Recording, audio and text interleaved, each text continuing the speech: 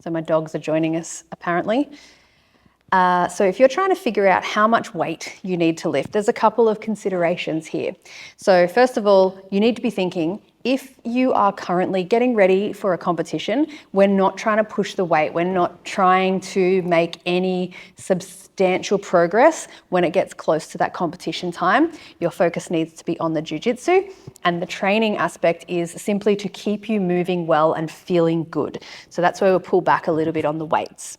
Now, if you're not getting ready for a competition, this is where we can focus on getting stronger, building that strength, flexibility, mobility, and really making progress in the gym. So to figure it out, how much weight you need to lift in order to make sure that you're getting stronger just in your classic strength movements, the easiest way to do it is by using a term called reps in reserve. So all this means is, let's say we're doing back squats and I've programmed 5 to 8 for you that we can just hit 5 reps for. And then over the course of the next few weeks, you're going to try to hit 8 reps for the same amount of weight. This is our progressive overload. Now, we're hitting 5 reps, but what weight do we need to use? So to think about this, that's where the reps in reserve come into play. So basically, you want to have your last rep, and I want you to think to yourself, how many more reps could I do with good quality movement before I fail? If the answer is 3 or more, the weight is too light. So we need to be working really close to failure in order to elicit a change, basically. So that's a really good way of thinking of it. And sometimes you may just even need to check. If you're really unsure, set up your spotter's arms. You can go watch the video, the spotter's arms video on how to set that up.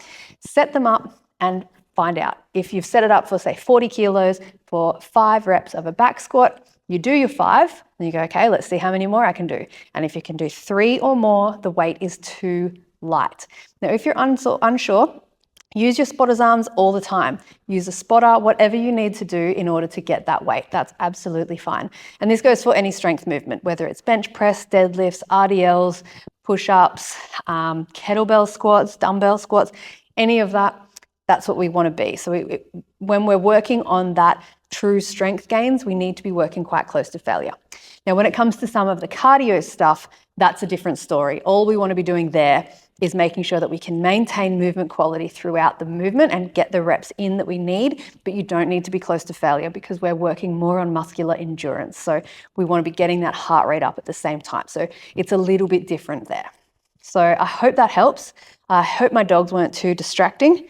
And reach out if you have any questions.